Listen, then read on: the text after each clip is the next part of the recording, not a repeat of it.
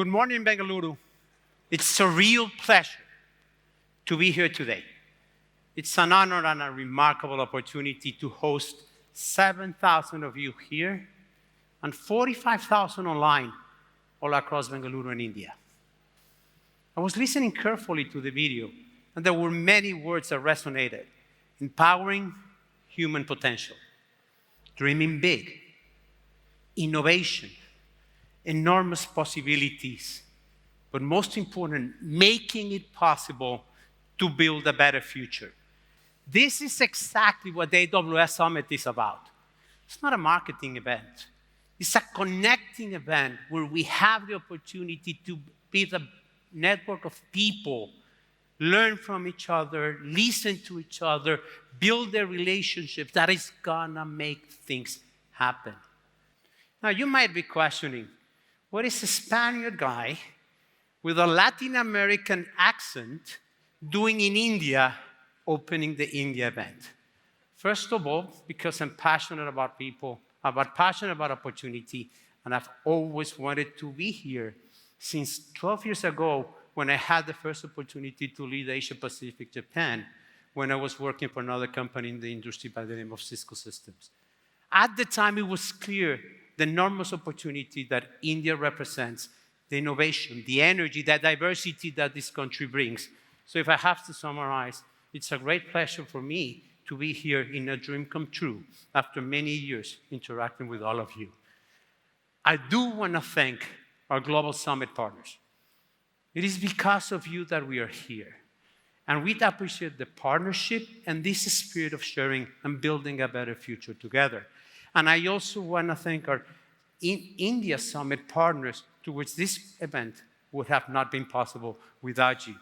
Thank you for the trust, thank you for the opportunity, and thank you for the long-term commitment to make something happen together with us. Now, for all of you that, like me, like to read the final chapter in a book or to see what's the last 10 minutes of the movie without reading the rest, let me do the following. I'm going to tell you exactly what my objective for this session is over the next 15 minutes. The first thing is why India matters. Why is it important to AWS, and why we made a conscious decision over the last many years to invest in India.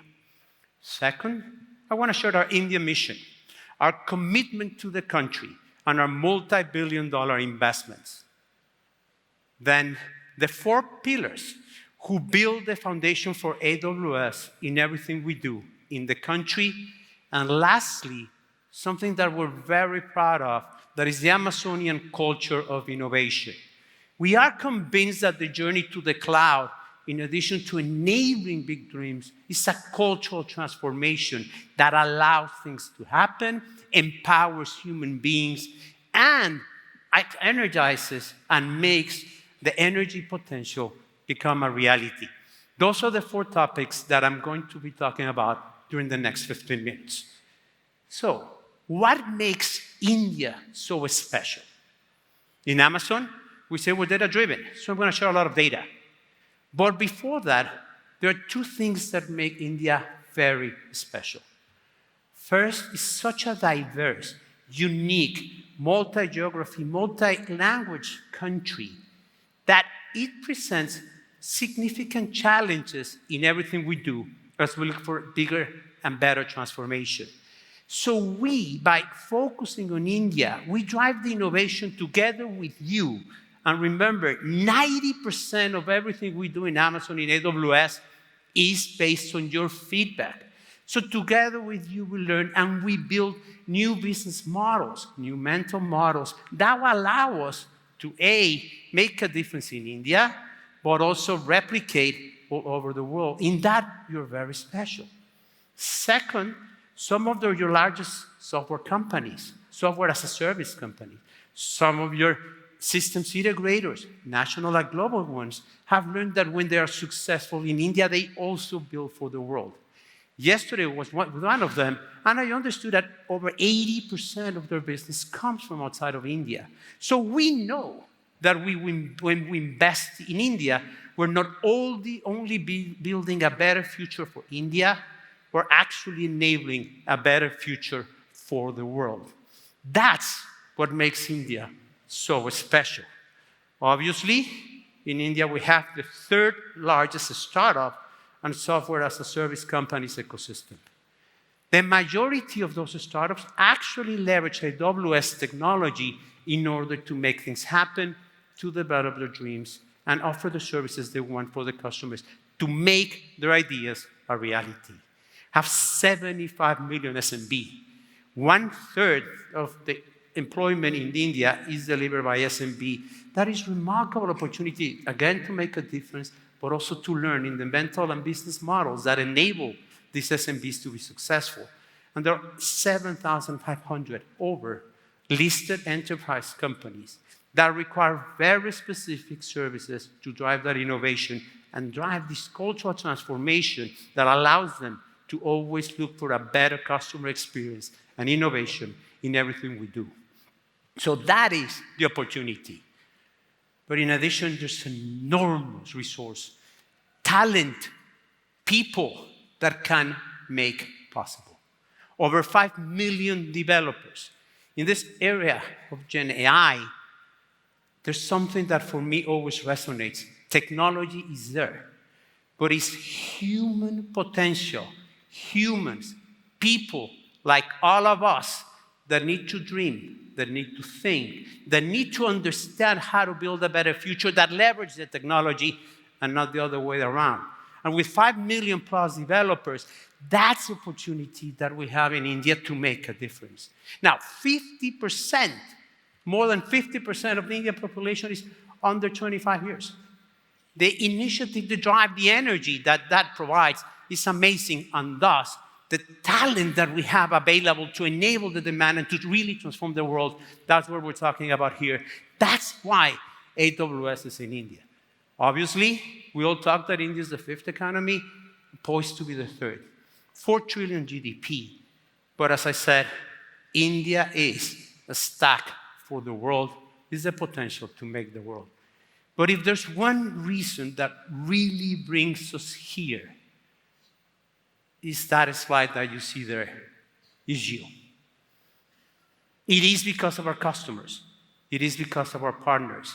It is because of all of you that have trusted us since we started the journey in India, that we will continue investing, that we will be continue focusing, working backwards from your needs and learning from you every day, so we better enable to be successful.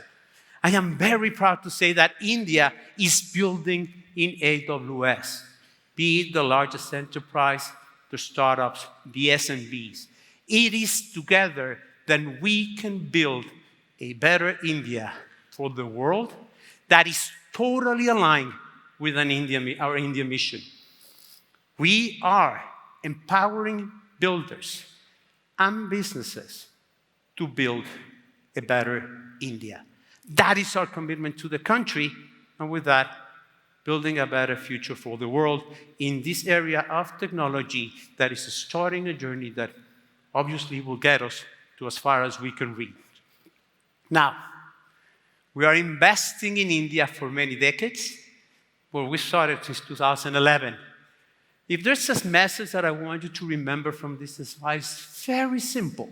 It is, we are here, we are committed for the long term.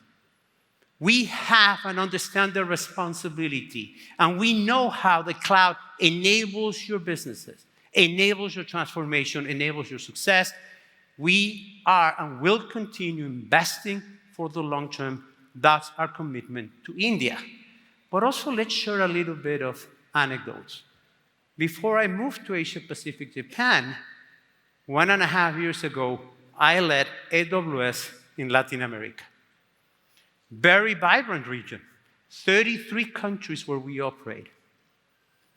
I had the chance of building it. Well, what I can tell you today, that with 2 infrastructure regions in India, 2 local zones in India, today we have more infrastructure than in the 33 countries in Latin America combined. I am very proud of that, because that's investment we're making in the country. That's why I love to be here with you today. And our commitment, as I said, is for the many decades. Now, what are the mental models in everything we invest in India? Let me start with infrastructure.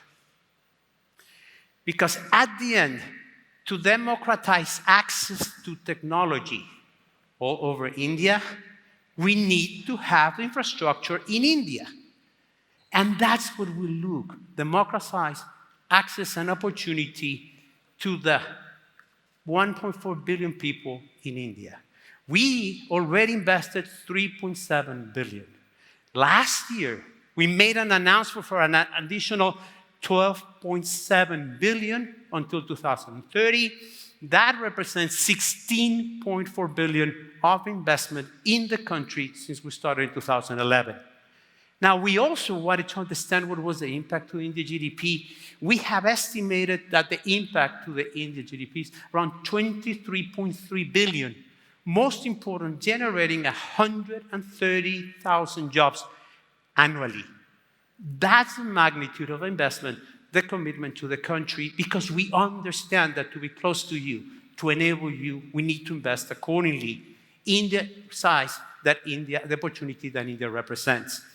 Now, it's not only how much we invest, it's how we invest. In 2019, Amazon being a responsible, sustainable company, we made a commitment called the Climate Pledge. And the Climate Pledge is pretty simple. We have a commitment to be zero carbon, net zero carbon by 2040. That is 10 years before the Paris Agreement.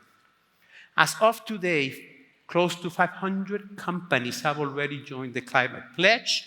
And what we can tell you is we are looking to build a better future, but also a sustainable future. How does that translate into AWS? We have a commitment to be that the power that enables our data centers at 100% renewable energy by 2025. We're on track for that. And we have a commitment to be water positive by 2030. Jaime, what does that mean? That means that we return to the communities more water than the community we actually take in order to operate. The most important thing that I want you to remember, when you move to the AWS cloud, given how efficient and how committed we are to sustainability, you reduce 96% of your carbon footprint. That's what you do with us. Now, I talk about infrastructure, let's talk about skills. Yesterday, I was with one of our partners, and in fact, he's going to join me on stage, Infosys, and we were talking about the importance of skills and enabling the future. Yes, when you have the best technology, you have the best talent, but you need the skills to leverage that. In fact, that is our commitment also to India. Since 2017, we trained 5.5 million people. We have a commitment to train globally 2 million in AI for 2025. Across Asia Pacific, Japan, we trained 7 million since 2017, 3 million of those last year only. It is the skills that enable you. It is the skills that enable our talent to be successful and make the most out of the technology.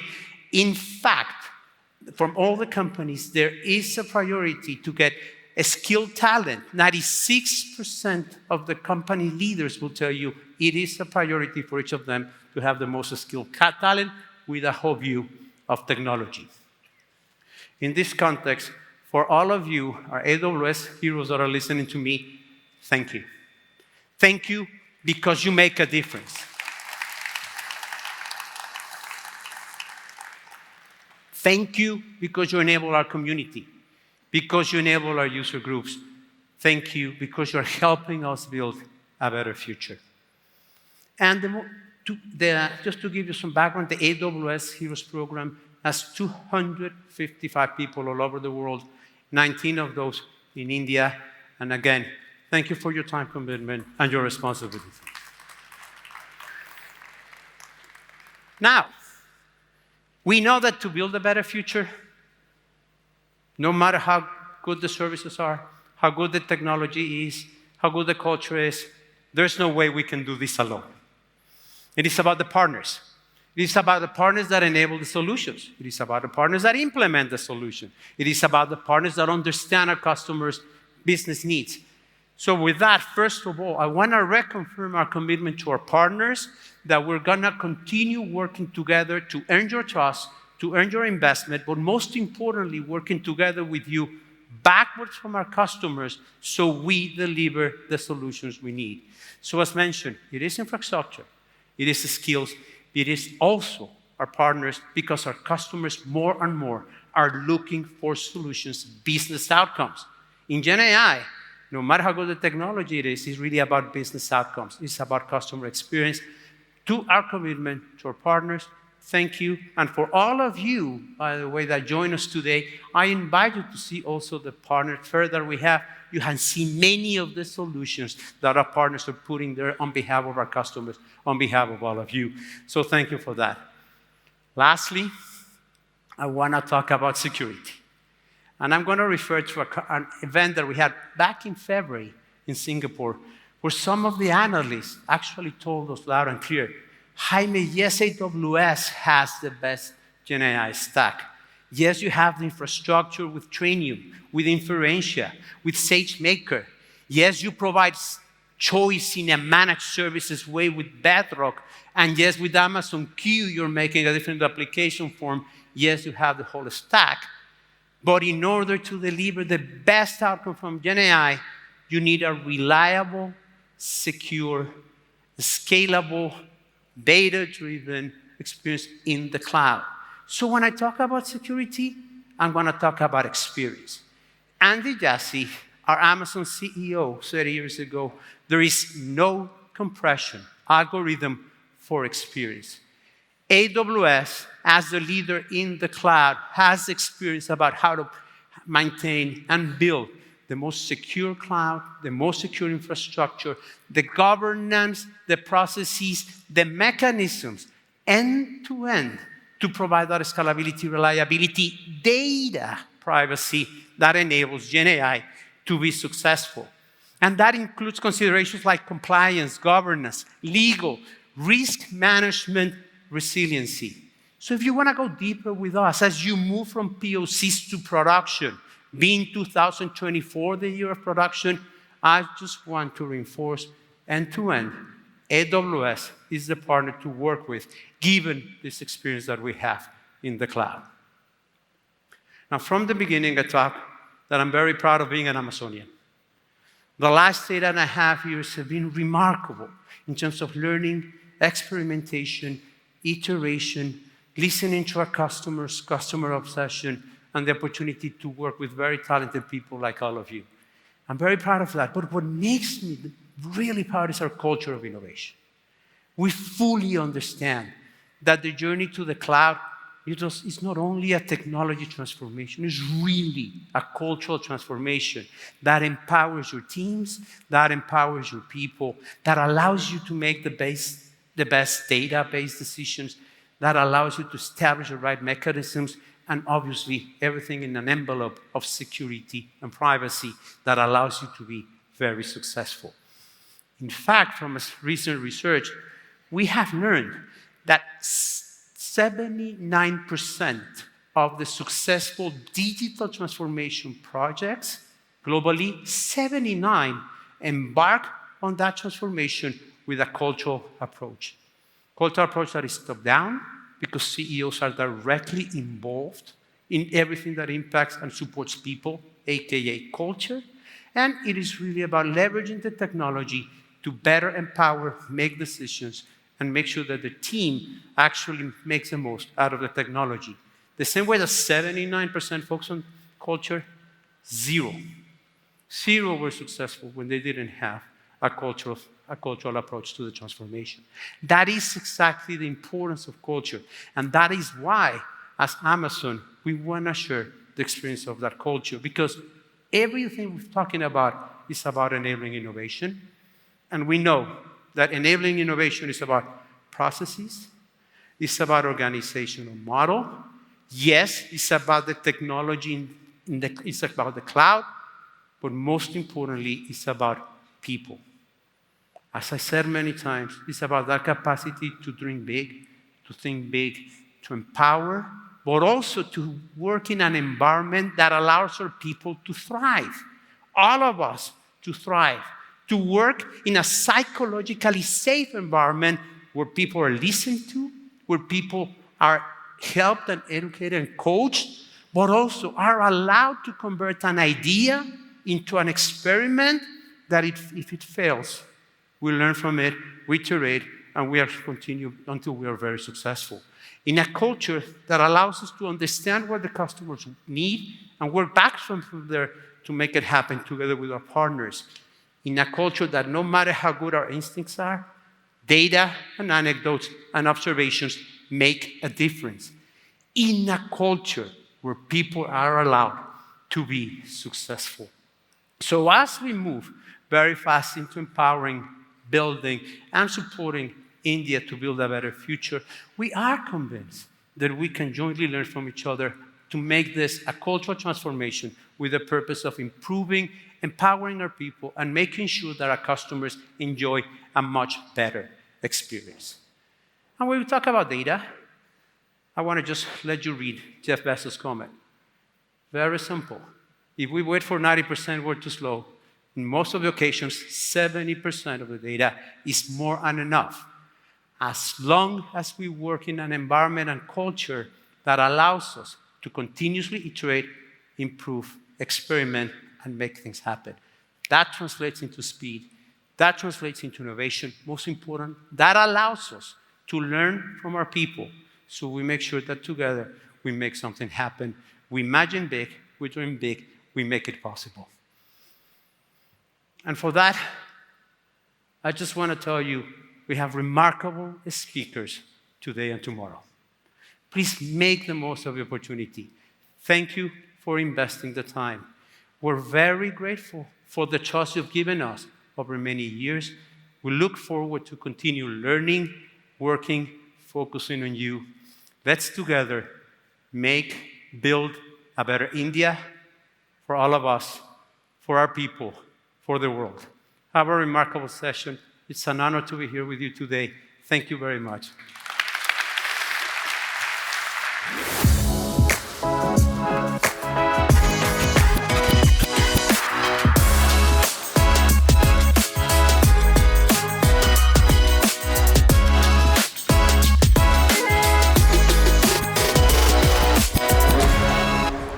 Hi all. It's such an honor to be here at AWS Summit, and it was so amazing to hear Jaime talk so passionately about what AWS is doing. I am from Infosys, and I have this wonderful pleasure of working with AWS team for the last so many years, where they have been a wonderful partner for us in so many initiatives that we have been driving. So I'll just quickly focus on talking about what we call as future-proofing tomorrow. And in that context, I hope many of you know about Infosys. In the era of the startup ecosystem that we are thriving in India, I would say Infosys is the first OG as far as the startups is concerned. I think from being a disruptor in 1980s to being a leader in the global system integration services, I think we have come a long way in terms of where Infosys is. To just give you a background, we are operating out of 56 countries, 320,000 plus people, and $18 plus billion in terms of revenue. But more importantly, what I'm happy to say is we are also investing heavily in India. We are looking at how we can contribute to the growth in India, and I will talk some of it. What I would like to actually look at is, in the last couple of years, the concept of work is changing quite rapidly. I think for the first time in the history, all the three Ws that we talk about, the work, the workforce, and the workplace, all of them are changing rapidly at the same time. I think we've always seen great disruptions on technology in front of us for the last so many years. But post-COVID, the workplace itself is undergone rapid transformation. The expectations of the workforce in terms of where they work, how do they work, and what they need to do is changing rapidly, as well as the kind of thinking post-COVID also is basically making employees look at whether they want to work for a particular company or what kind of work they want to do and things like that, right? And with generative AI, everyone is talking about amplification of human talent, where human plus AI is going to be significantly disrupting the way we actually look at jobs and how the jobs are being performed. So for me, it's very interesting to see that where do we work, who do we work, how do we work, and all this workforce and workplace transformation is happening at the very same time. And that basically means all the companies will have to focus on what we call as future-proofing strategy. And this future-proofing of strategy actually happens, according to me, into these 4 buckets. As a company, you need to really look at how do you future-proof your company. And in terms of simplicity, if I have to articulate what does that mean, how do you become cloud first? How do you become digital first? And now how do you become AI first is the first element of future-proofing your company. Any leader who is driving the company's vision and mission has to focus on becoming cloud first to digital first to AI first in terms of their approach. I really like the way Jaime talked about the skills, the infrastructure, the technology, and the security. You need to future-proof your talent. Every company that I talk to today talks about talent transformation as the biggest agenda they have. Every boardroom leader, irrespective of what industry vertical they are talking about talent transformation is the most important thing that they are driving as a company. Because once you look at talent, and as Jaime said, if you enable them with the future skills, they are the ones who will drive your products, they are the ones who will innovate on your capabilities, they are the ones who will create that flywheel impact that we call. So future-proof your talent by continuous upskilling, reskilling, and then you need to have this talent transformation strategy. The next one is future-proofing work. I think everyone has to focus on how do you look at work. The work cannot be only looked in being delivered by a set of humans. It has to be a combination of intelligent human plus AI combination. And then how do you do it is where the skill transformation and the skill tagging and other things come into place. And the last one is obviously future-proofing of workplace. We are living in a hybrid world. Everyone is talking about having the flexibility to work from anytime, anywhere, and the convenience is important. So how do you create the smart workplaces with so much of IoTs and the metaverse and other elements coming into play? That is extremely critical. So according to us, Infosys is focusing on this future-proofing strategy across these 4 areas. Now, Jaime talked about GenAI. I definitely want to talk about it. Generative AI is definitely disrupting the way we do things. We clearly know for sure a lot of existing jobs are going to be significantly impacted by AI. What I mean by that is the jobs are not going to go off, but the productivity that you will derive out of the generative AI capabilities that will come into play is going to significantly change the way we look at that particular existing set of jobs being performed. There are a lot of jobs that will be significantly amplified, and that is where actually you can do a lot more things that you have not been planning to do today, and that is what is the second set of disruption. And the last one is, with the AI disruptions, a lot of new jobs will emerge, and to ensure that you actually cater to that, the strategy that we have put in place at Infosys is, we say that everyone at Infosys will become either a consumer of AI or they will become a creator of AI. Somewhere in that continuum of consumer of AI to creator of AI, your role actually will kind of manifest. So to do that, again, I like, Jaime, the way you articulated the skills and everything.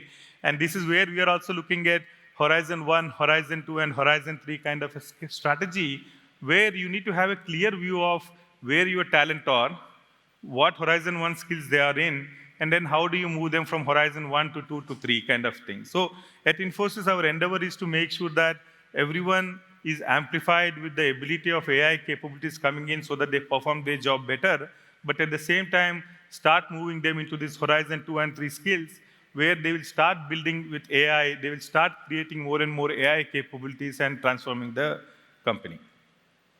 How does it work? If I have to give a blueprint to all the leaders here from different organizations, according to me, it happens into these 5 steps. Everyone in a company has to become AI aware. Everyone in the company has to become AI enabled. And once you do that, you then need to branch out into the different functions of the organization, where if you're talking about finance, what does AI first finance mean? If you're talking about learning, what does AI first learning mean? And thereby, you look at the transformation of the value chain of that particular function. Once you understand that, obviously, you know what function you are in, what exactly are the AI capabilities that can transform the work that you are doing. You then deep dive into the AI tools and technologies. You have obviously a lot of things in the AWS ecosystem of the entire SageMaker to Q to Code Whisperer. All of these things actually you need to make sure that you tailor your trainings to ensure your talent is ready. And then you get into what we call as the builder and master. So again, as a blueprint, if I have to articulate, we have put in this strategy which we are helping our clients. First is the strengthening the foundation. When I talked about future-proofing the company, becoming AI first is an imperative that every company has to focus on. Look at your data, then leapfrog with the AI first mindset where you are able to kind of innovate at speed and scale. Start with a foundry model and scale with a factory kind of mindset. Then talent transformation and operating model is critical, and everything that you do needs to have a responsible AI framework. I'm very happy to say that Infosys is one of the very few companies or first companies to be accorded the ISO 42001 AI certification. And the last thing, we also try to demystify, because everyone is running on this big disruption of generative AI and what do we need to do. Our leadership, Nandan, Salil, and everyone has come up with these 10 strategic imperatives where I want to spend a few minutes, where I know a lot of new models, large language models are being talked about. Every day you are seeing a new kind of model emerging and with amazing capabilities. But the first thing that we feel at an enterprise level, what is enterprise AI is going to be different to what is a consumer AI, right? And in that context, we need to understand that models are perishable, but what you have as a data and what is the knowledge behind that data is going to be extremely critical. Thereby, it helps you to kind of figure out which model will allow you and then take advantage of that. Hallucinations is a big thing that everyone talks about in the LLMs. Hallucinations are the features of LLMs. They are not bugs, so you need to understand how do you leverage that. Fine-tune models. Instead of trying to go into a generalized large language models and their general ability, how do you basically get into fine-tune models which will help you in your specialized case is critical. And you can see the other ones. It will help you drive ambidexterity in your company. AI regulations are really coming in every country, every continent is actually coming up with different things. How do you create a responsible AI is going to be. So the way we are helping our clients is basically using these 10 imperatives, and with partner ecosystem that you see, we are trying to kind of help the clients to take this journey of becoming AI first. Just to quickly spend a few minutes, we are also doing a lot of things to help with the skilling that Aimee talked about. We have Infosys Foundation, which does a lot of interesting things with the schools and the healthcare ecosystem. But more importantly, we recently launched Springboard Initiative, which is where our aim is to enable 10 million plus people all over the world by 2030 with the digital skills and AI skills.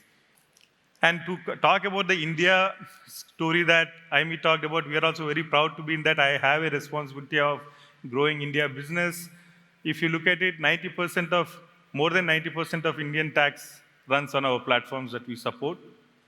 We actually have our Finacle core banking platform supporting 70% of the banks, and 2 of the large e-commerce platforms are supported by us, and more than 20 plus digital transformation projects we have undertaken. This is our Infosys Springboard strategy. I mean, I'm very happy to hear your focus on skilling. I'm really looking forward to partner with AWS in taking this Infosys Springboard and AWS story together to enable the talent in India and make sure that they are ready for this important journey that everyone is going to take. And to sum it up, AWS has been a great partner for us. The learning platforms that we have developed across all the different instances, we have more than 10 million plus people using the platforms. We have been using the AI capabilities of AWS, the entire Bedrock ecosystem with Q, and we are looking at developing our own AI code assistants along with AWS. We are really looking at transforming that AI engineer along with AWS, and then amplifying human potential that Aimee talked about. I'm really looking forward to play a big part in the growth of India's story along with AWS as we grow more than 10 million people in the digital and AI skills for the future. Thank you for the opportunity.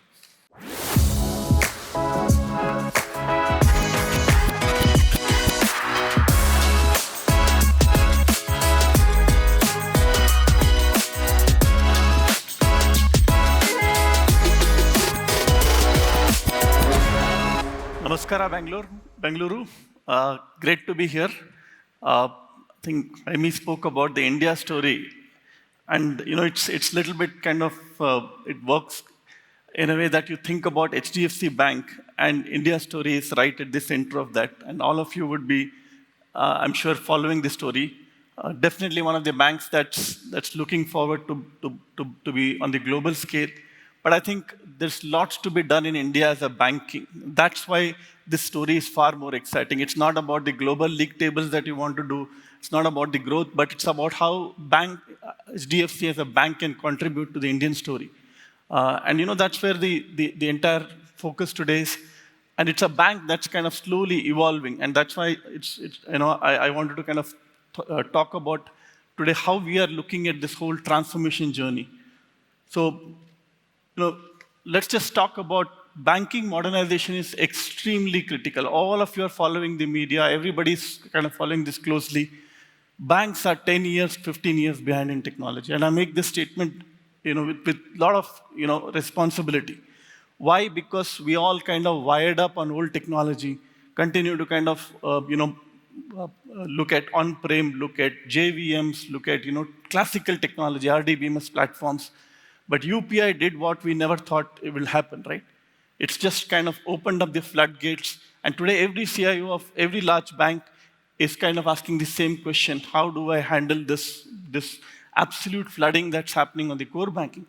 And the only way to do this is really kind of completely modernize the platform. So my entire focus today is to look at how we can improve customer experience by offering end-to-end banking and a modernized payment application.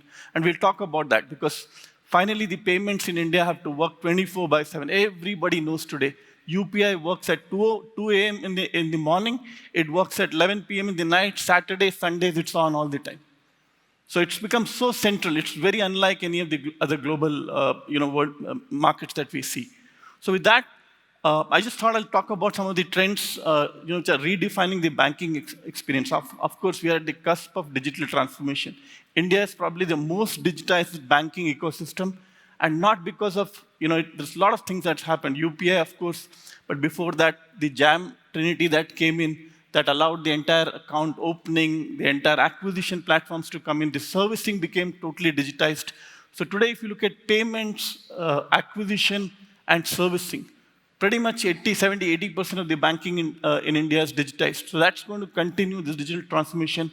We have moved into open banking today, right? All of you, I'm sure each one of you sitting here, deal with APIs, deal with how to integrate with banks. So it's become a very cornerstone.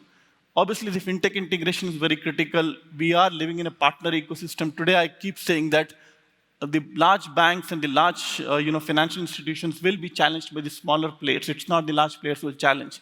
And that's a very interesting partnership. So while fintechs continue to kind of evolve on technology and they also learn the regulation aspects, we kind of move forward and try and see how fast we can imbibe technology. It's a very interesting interplay that's happening. Mobile payments revolution, all of you would agree that it's gone at a phenomenal speed. But I think personalized banking is here to stay. Tomorrow's banking will be digital, but delivered through personal experience. It's very, very critical that the engagement doesn't go off. All of you would agree that while you want to do banking on your WhatsApp in the morning, you want to log into your mobile, you want to do your net banking, you want to do your UPI, but you want to speak to a relationship manager when it comes to an investment decision, or when it comes to a significant financial payment that you want to do. That engagement model will continue to be driven through personalized banking. You will see hyper-personalization, you will see engagement-based banking model coming through. Obviously, the GenAI and ML is ubiquitous. Everybody's talking about it, and the banking technology is no different, and banking world is going to be no different. So we'll see a lot of trends coming in there. So with this thought process, I just thought, this is a very strategic slide in the sense, how are banks moving? So if you see here, most of the banks have traditionally thought, and all of us have thought product-centric. And what does product-centric means? You're basically putting up, core banking, retail credit cards, retail asset application, and you've been thinking product, right?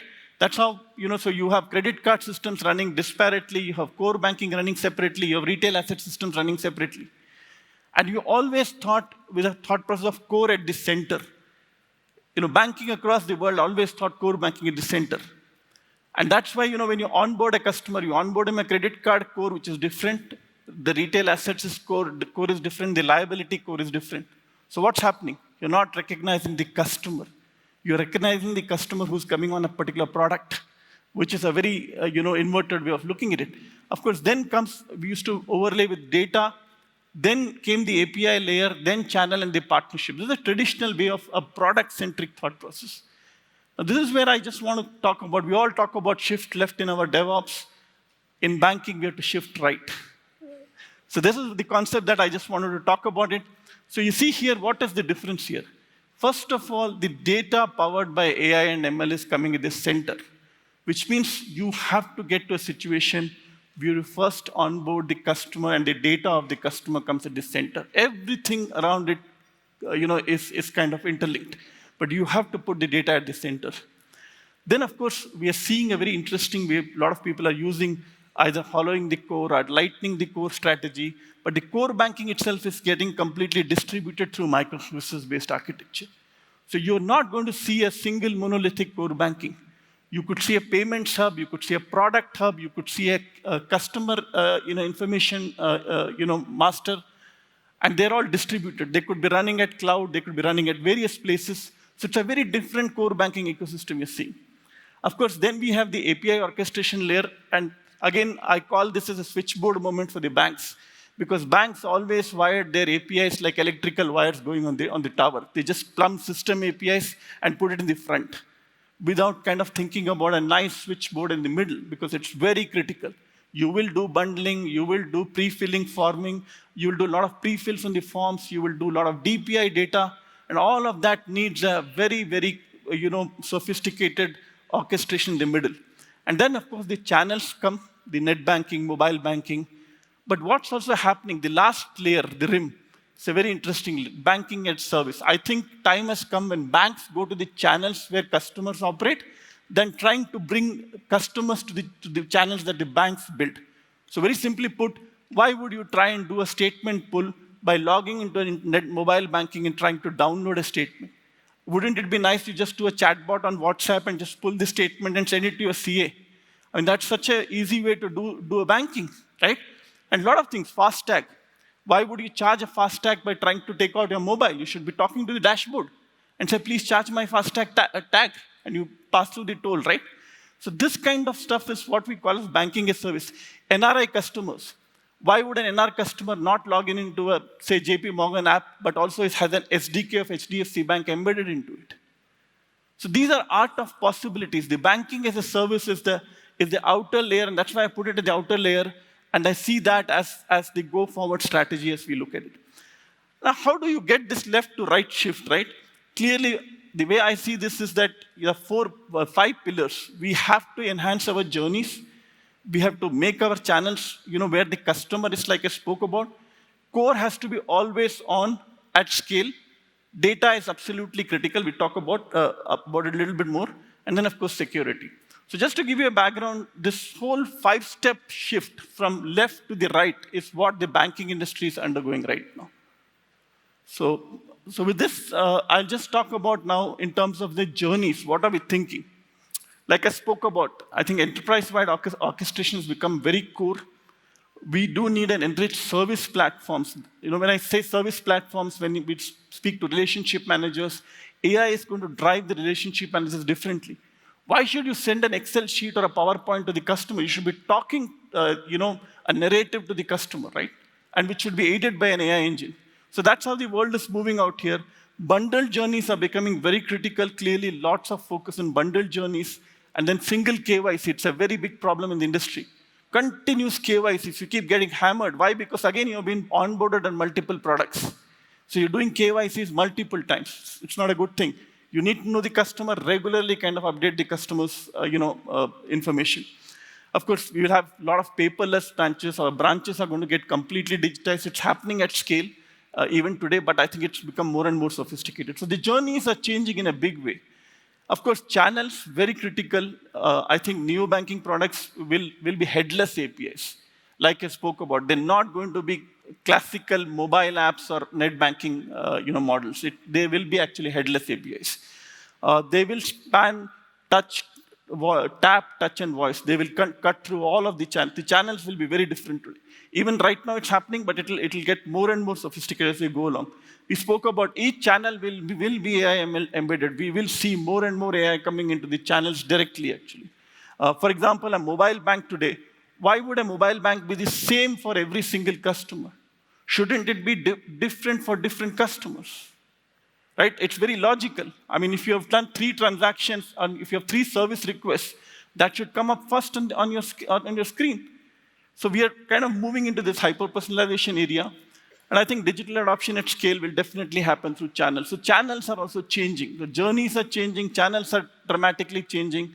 Then what's happening? Core. We spoke about core. Like I said, we will have to adopt multi-core architecture. We have to lighten some of the cores that we've sat on. Because simply hitting, thousands and thousands of transactions per second on classical RDBMS is not the way to go. You will have to bring the load out of core. Of course, we are decoupling at a scale. Adoption of DevOps and some of the good practices on the cloud side are very good. Real-time DR, this is a very important part. What I call as active-active architecture. Banks have been extremely, cagey to put an active-active. Why? Because they've all learned cap theory. They've learned DR, active-passive. So you write on DR, ship the log and put it, write it on PR, ship the log and put it on DR. Doesn't work like that. It takes 10 minutes to do or 15 minutes to do this activity. Customers are not going to wait. So this whole shift to an active-active architecture is very, very key for the way we look at it. So core have to be modernized in a big way. Then, of course, data, I spoke about it. I'm not going to get more details, but a lot of work happening on data in terms of driving the insights and driving the kind of experience that we're talking about. Security continues to be very key. What's happening in security? It's very interesting. First of all, banks have to learn to do security recon. They can't be sitting for attacks to happen. They have to figure out what's happening with their profile on the dark web and across the security apparatus, right? It's very critical. Then, of course, we need resilient security frameworks. Then, of course, edge identity is happening most of the attacks will happen on the edge. So that's another area that the banks have to be done. The SOC operations, the sophistication of the SOC operations, using of the machine learning to run SOC operations will be a very strong driver. So these are some of the components of Shift Right. What are we doing, on the partnerships? I thought I'll just put something on AWS very, very clearly. We're moving in this direction very rapidly. We started with a common landing zone. By the way, we do use multi-cloud, but AWS was our first landing zone concept. What's landing zone? It's nothing but the cloud on the bank's premise in a way that both on-prem and the cloud coexist. And we've used a very interesting BYOK model where the hardware keys sit in the bank's premises and the encryption extends onto the cloud zones. So this has allowed us to kind of build a beautiful bridge and continue to work on the cloud without any kind of regulatory concerns, so to say. So this is the first of the cloud landing zones, probably in India. I don't know about the world, but we were probably one of the first banks to adopt cloud landing zone. We built a very interesting, I'm sure you all are using PayZapp. If not, please download it. It's buzzing quite a lot. It's a very interesting payment app, and I'll talk about it. We built it in partnership with AWS at a very rapid scale. We just revamping our net banking. In fact, it's an interesting proposition. We're working very, very closely to kind of completely revamp the net banking, actually. You will see a very new net banking that's coming from the HDFC stable. We built an interesting portal. So this tide is not just about, we work with new partners like Zeta, M2P, and some of the partners. We also work with existing providers like Intellect. So we kind of put an SME digital portal with them, which is a very interesting portal. We are running a mobile-first, again, CRM system on AWS. One of the most interesting launches that happened yesterday, and I'll talk about it a little bit, we just launched a digital native card yesterday. This is the first card outside of the classical platforms on cloud. And it's a very different card. I'll talk about it. It just got launched yesterday. So the bank is slowly shifting right. So from being traditional on-prem, classical vendor-dependent bank to moving to new age platforms and cloud. In fact, in some areas like mobile and net banking, we are developing on our own. Most of our next gen applications will be self-developed from that perspective also. So this is the shift that we are clearly making. Quick one on two products that we launched, very interesting shift. Again, like I said, if any of you have used PayZap, it's one of the cards to have tap and pay. It has a tap and pay across Visa and RuPay. So that's a very interesting platform. It has got a RuPay scan and pay later, which you can straight away go and add. We don't use OTPs in this platform. We've kind of said goodbye to OTPs. It's a swipe to pay transaction. We've got a very interesting passbook with spend insights. So do try this app. It's buzzing, very good customer ratings, and you're seeing a lot of ads and campaigns around it. We've just done close to about 10 million customers in a very small, about 3 to 4 months time, and we continue to invest into this platform. The next one, like I said yesterday, we just launched a very interesting credit card platform. It's a digital native card, and it's very different. Why it's very different? You can build your own card, choose your own color, choose your own billing cycle, choose your own design, and this is all digital. There is no physical card. You want a physical card, you call us and we'll send it to you just because we have to do it. But otherwise, it's all digital card. Again, full tap and pay, completely in-app service modules. And the last part is buy in parts. It's not just EMI. You can say, I want to only split this transaction and I want half of this transaction to be paid by card, something else by something else. You can do all that stuff. So it's a very interesting digital native cards. We believe that this will be the rider to the millennials and the digitally native population, and it's probably one of the first in its kind in the world actually. So two great products that we thought we just mentioned. So while we're doing all of this, what's the scale on AWS? Like these are absolutely, so we're running at very high scales. In fact, as we speak, today is what is run. It runs on the current containers, the number of containers, the pods, and we do about 25,000 API requests per second at the edge today. And what are we gearing up? This is actually 3x is what we will go up with. And this is all absolutely on cloud native stack, nothing built on-prem, fully in partnership with AWS. It's making a lot of change from the way the scale and the volumes are being handled today. So that kind of talks about how important the cloud is to the banking industry. It just goes to show that the scale is just limitless, actually. And the last piece, you will see a completely new, all new banking experience. In a couple of months, you will see HDFC Bank mobile app and net banking completely getting revamped. Again, in partnership with AWS, we're very proud of that. And we're completely hopeful that this will be a completely new gen experience for all of you. So to summarize, I think a lot of transformation happening, not yet there, but the shift right has truly begun. And clearly with partners like AWS and the Fintech ecosystem, I think we are learning along with everybody. And we are truly committed to the India story. And you will see HDFC Bank as one of the prominent digital banks of the future. So thank you for the opportunity. I hope this was useful. Thank you. Wow. It was truly inspiring to hear about all the massive momentum here in India. But frankly, I'm not surprised. And here's why. I grew up in Ranchi in Jharkhand. I actually went to the same school that Dhoni did, a few years apart. I know him, he doesn't know me. And then for college, I went off to Chennai, and then off to the US. And every time I've come back to India since then, I'm constantly amazed by the pace of change and the leaps and bounds by which the economy is growing. And it's testament to the creativity and industry of the people of India, including you. And so when Jaime talks about the momentum in India, it's fantastic, but I get it. And speaking about pace of change, it's astonishing, isn't it? The projects and ideas taking shape today were the stuff of dreams 10 years ago. And today, they're not just ideas, they are our reality. The original artwork in this keynote, like what you see behind me, was brought to life by collaboration between our designers and AI. So what brought us here? And what can it tell us about where we're going next? Throughout history, technological breakthroughs have turned the impossible into everyday reality. The Industrial Revolution brought us interchangeable parts and brought rise to planes, trains, and automobiles. It changed the way we traveled and produced and made the world more connected and productive.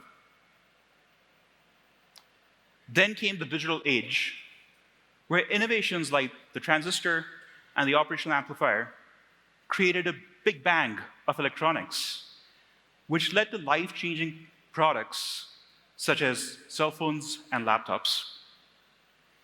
This revolutionized communication, making technology a part of our daily life.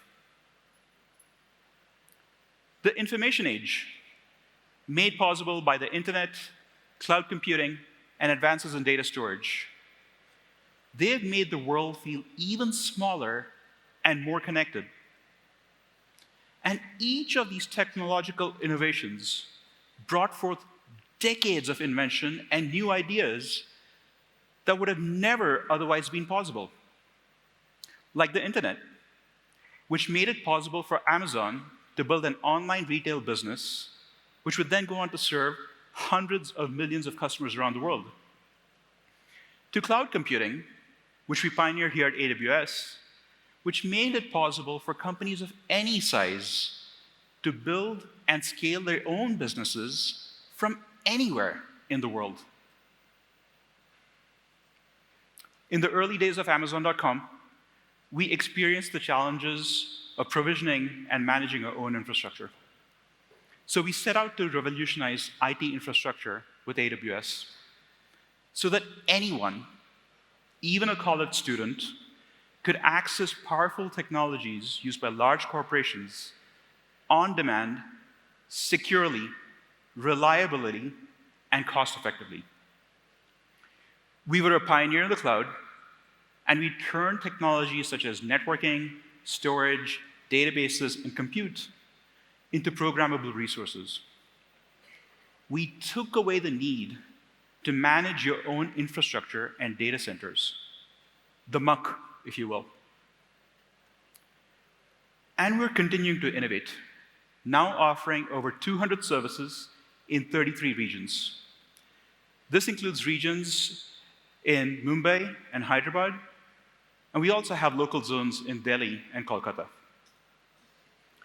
Each one of these services was built to remove barriers to innovation.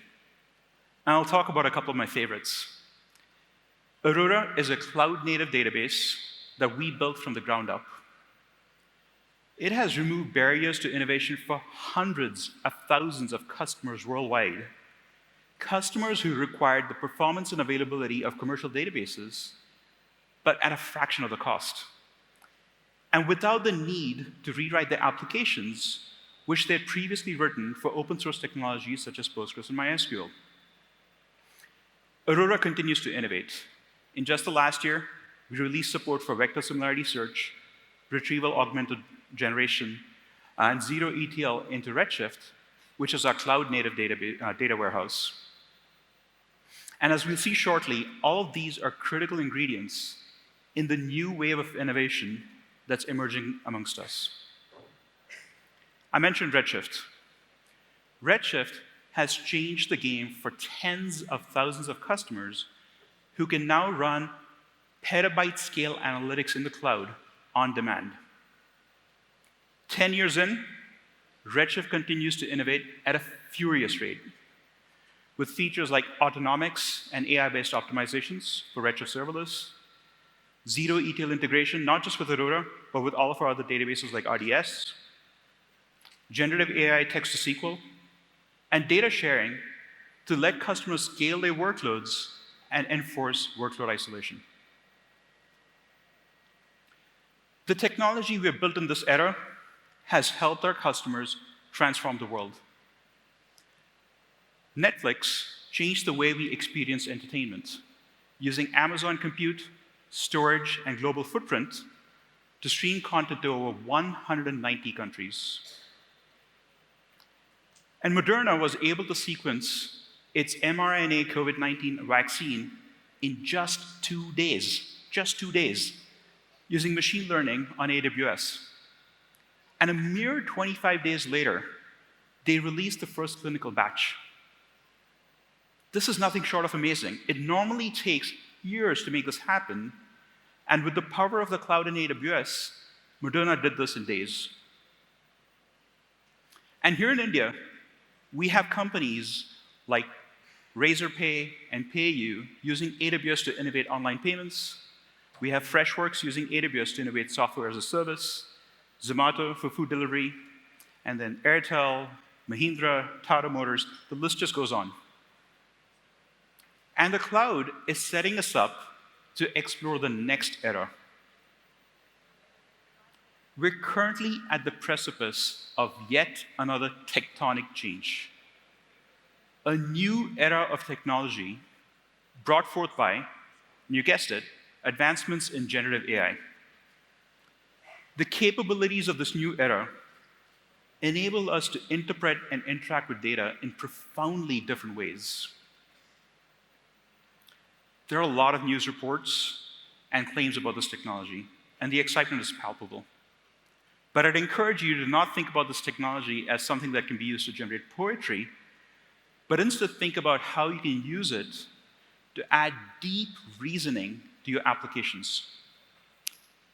Imagine building features on your application that were unthinkable before due to the need for human-like reasoning and thinking. That shift in mindset will fundamentally transform how you build products and businesses. As builders, generative AI is giving us a new software component. It's the ability to reason. This stands to revolutionize the way we address some of the world's biggest challenges in nearly every industry. And we're already seeing impact. The OpenFold Consortium is a nonprofit AI research and development consortium that is focused on developing open source, free software tools for biology and drug discovery. And they have unveiled groundbreaking AI models for biology by combining large language models along with 3D protein structure generation. And these models are 4 to 10x faster than conventional methods, and they have the potential to revolutionize large-scale screening and drug discovery. The OpenField Consortium, in partnership with AWS, is making these technologies widely accessible, signaling a bright future for AI and biology. And here in India, we have an example, MindTickle, which, in partnership with the AWS Generative AI Center, built an application to take notes and action items to generate them automatically from meetings. And they boast an impressive 90+% accuracy. And speaking as someone who's in a lot of meetings, that is significantly better than what a lot of humans sometimes produce. Just as previous technical eras have brought substantial improvements to the world, we expect the same of AI. It's not just about automating tasks and making them more efficient. It's about automating complex jobs that previously used to require human-level thinking and reasoning. At AWS, we're breaking through technological barriers to make generative AI accessible. It's what we've always done.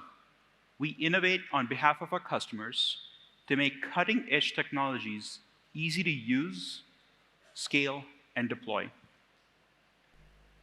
To make sure that what you deliver for your customers is indistinguishable from magic. An example here in India is DigiYatra Foundation. I'd like to invite their CEO, Suresh Kharagabhavi, on stage to tell us how they use the power of AWS to innovate rapidly and reshape traveler security. Suresh.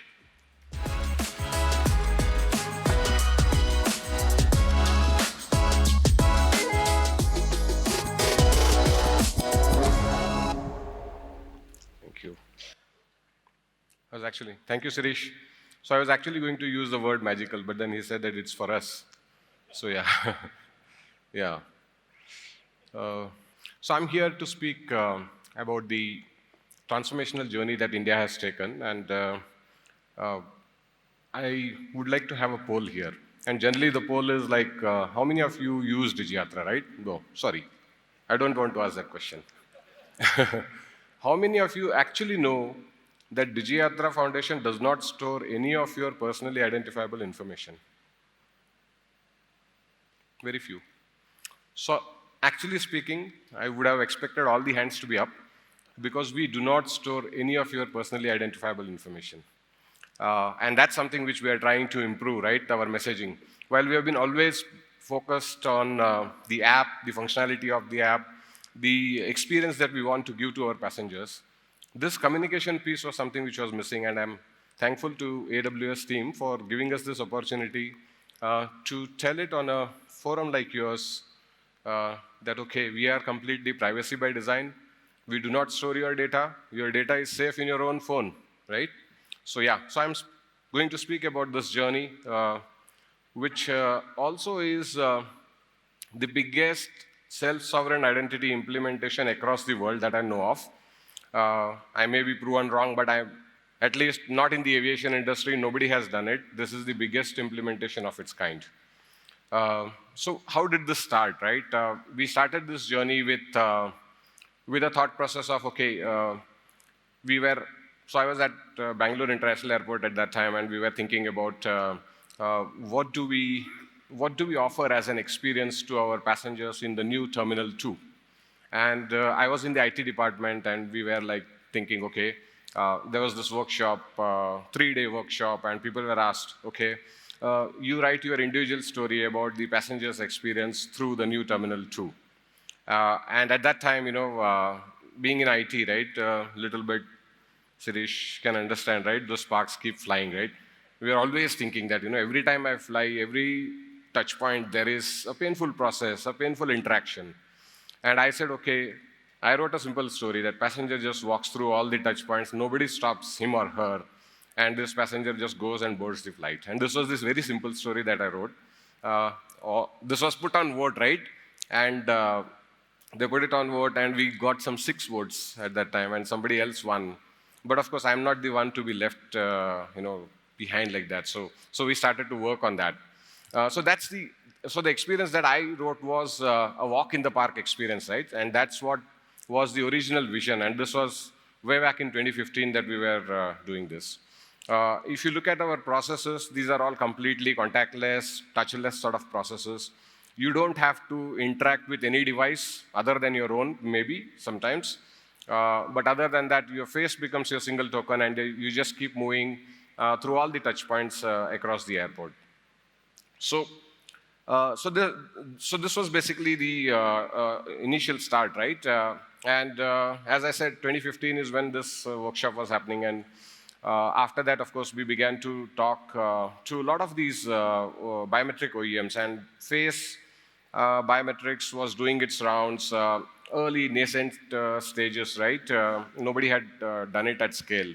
So we somehow were able to get a couple of the OEMs convinced, stitched an end-to-end story, and we said, okay, here is what we'll do. We picked an airline, Jet Airways. January 27th, 2017 is when we did our first prototype testing. It was very successful, and I used to be like the guy who would follow the passenger from the entry gate all the way to the boarding gate, one flight only per day. And I would go, when they cross the boarding gate, I would just like, okay, sir, madam, what's your view about this experience? And they would say, okay, why don't you scale this up across all the processes, and why don't you scale this up across airports in India? And that's when we saw the big picture, and we said that, okay, come on, let's make this big. We called the ministry. We got people involved from all different stakeholder perspective, airlines, online travel agents, airports, everyone, right? And eventually, we started to work on something called as the DigiYatra policy. In fact, when we started, it was something else. The name was different. Down the line, it became DigiYatra, and then we wrote the policy. the ministry was highly supportive of this whole initiative. They said that, okay, this has to become the standard operating process across airports in India. And now we have DigiYatra policy ready, and we say, okay, go ahead, and let's sort of, build this. And how do you build this? So how do you build this? To build this is also another aspect, right? I mean, to think as a concept, as a prototype is an easier thing to do, but to build it at scale is something really massive. So we started to think that, okay, we'll have an organization. We consulted various stalwarts from the Indian industry. Mr. Nandan Nilekani was one of them. He said that, go ahead and make this as a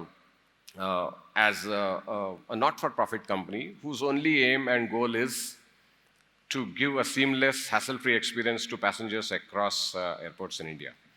And we said, okay, let's do this. And we rolled out an RFP. DigiYatra Foundation was formed in 2019.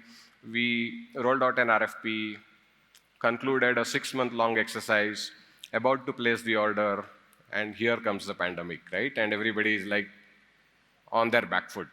And at that time, is when we began to sort of rethink, right? And airports were pretty much wary about, the spend that they do. Travel had come to a complete standstill. And we said, okay, here is something else. So I was part of the IATA 1ID advisory group at that time. And we were thinking of self-sovereign identity. And we said, okay, here is an ecosystem which is completely decentralized. We don't need to build a centralized platform. And this is completely decentralized ecosystem. No central storage of data, no risk of protecting this data, no risk of data loss, theft, leakage, pilferage happening at maybe lower cost.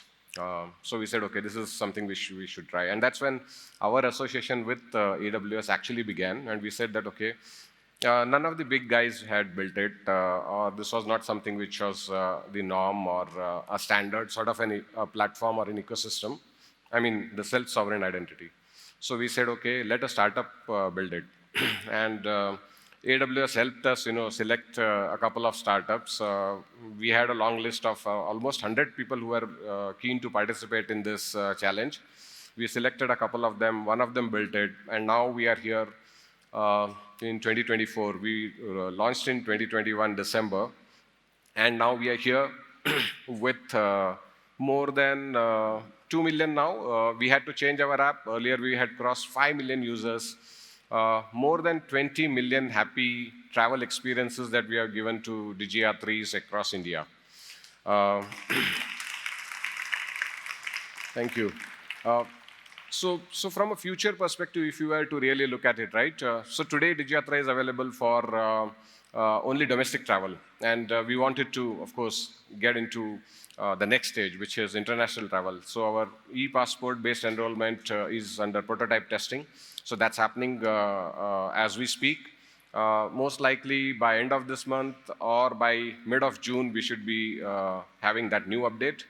The other thing is international process itself, right? International process is something which we would want to start, meaning that, you fly from, say, Bengaluru to Frankfurt. So like you went through a seamless process in Bengaluru, you would want a seamless process at Frankfurt, not standing in 2 hours long queues. And what perhaps the EU citizens enjoy, right? EU citizens go through the automated border control. So you would have shared your credentials to Frankfurt, and then you could go through a seamless process there as well. And then, of course, all the way back could also be the same thing. So that's something which we are working on. We would also want, when we started to really think about this, we wanted this to become like the travel stack of India. Meaning that, for every identity validation need during your travel, we would want you to use DigiYatra. And that's something which is already sort of, being worked at. We are trying to build or do some pilot testing with some hotel chains. So that will be something new that will be coming up. Moving on, I'm running out of time. It says only 30 seconds. So, so process-wise, I don't want to really focus too much on the process. Most of you know already how do you enroll and stuff like that. The only new thing would be the automated border control that we would like to bring in. That's going to happen. Of course, a lot of deliberations would be required to be done with the Bureau of Immigration, Ministry of External Affairs. We have started that journey. and also talking to other countries, right? EU has got its own digital identity, EUDI. And that's something which we would want to also leverage to see if we can do a prototype between two countries. So what does DigiYatra bring to you, right? I think it's very simple. We have touched upon something which is a pain for every frequent flyer or even otherwise as well, right?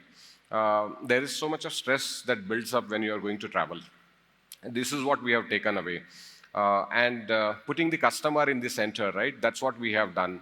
We have taken away the pain of, all the various interactions, all the pain that, you go through in terms of, managing your, say, identity card, the travel documents.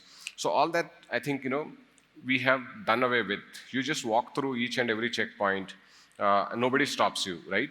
So that's something which is the reason why people are we're having a fan base now, right? And that's because of this meaningful intervention that we have done in your day-to-day journey. So it's completely secure because it's no longer a manual process, which obviously can be prone to manual error. It's very fast. So at the airport entry gate where you have to enter, generally takes around 15 to 20 seconds, and maybe an interaction which you would want to avoid. Say vis-a-vis with DigiYatra, less than 5 seconds, you are through. And sometimes I myself did not actually realize the impact that it left, right? And I was traveling 3 states at that point of time, and from Pune, I was getting through to Delhi. And I was thinking about, what I'm going to speak in Delhi. And I just entered the airport. I was obviously shared my credentials, went through the entry gate, completed my security check, and I was at the boarding gate, and I realized something that, all this happened, it was almost like I was walking like a zombie and everything happened. So I think it's an impact that we are leaving on every passenger. It's completely safe, and also I coined something called as health risk-free, meaning that, since you don't touch any equipment in the whole DigiYatra process, you don't also give any document to anyone. There's no risk of, you transferring an infection or vice versa. It's also sustainable. You don't need to print out your Aadhaar A4 size page or your boarding pass, etc. So yeah, coming to the most important point, and maybe after this, perhaps, you'll all be informed that, we do not store your data at all. So many a times people complain to us saying that, okay, I changed my phone and I don't see my identity credentials, nor do I see my boarding pass data, whereas all my travel data gone. So the moment you deleted your app, everything got deleted because everything was stored only in your app. Unlike some of the more popular chat platforms, right, where you can change your phone, just add your number, and then all your chat groups, your chat, previous chat history, images, everything come back because it was stored somewhere. We do not store any of your data. It's built on W3C standards. A concept is called as self-sovereign identity. We use something called as verifiable credentials, and verifiable credentials are almost similar to a physical credential, but in a soft form. What we do as DigiYatra Foundation is when we create and issue a credential to you, we put a signature on the credential. For that data packet, there is a signature, and you can share it to anyone, which is an airport verifier, or it could be immigration authorities. You share it, and they trust it because they look for my signature. And when they see the signature is good, they accept it. If you tamper, if you're a smart guy, and if you tamper with the data, change some of the data parameters, the signature won't match. And if the signature does not match, it will be rejected. So from that way, it's a privacy-preserving sort of an ecosystem that we have created. We use Hyperledger Aries. All this infrastructure obviously has been built on the AWS cloud. We also use AWS recognition for our biometric matching algorithm. Moving on, yeah. So I think this is a busy slide, but this gives you a brief about, the whole ecosystem. It's a conceptual model, and I thought that it is apt to just show you the flow of the events that happen and the various elements that we use on the AWS cloud infrastructure. So I'll move on to the next slide. This is explaining about how we have empowered all our passengers to take charge of their data. They know when the data was shared, to whom the data was shared, and at what time, right? So all these aspects are known to them, and that's what we truly believe, that we empower the user to take charge of their personally identifiable information. Coming to future, I think I already spoke about this. So hotel check-in, no longer, you don't have to go to the hotel check-in to at the hotel check-in desk and give your passport copy or your Aadhaar card copy, which is an unencrypted identity card, vis-a-vis a privacy-preserving DigiYatra ecosystem. So yeah, that's in our future journey, and I think that should be my last slide. But just to say that, the last two blocks that you see, the AI chatbot is something which we are going to bring in as well. And international processes are the next. The rest of the stuff we have already sort of achieved. That's it from my side. Thank you very much.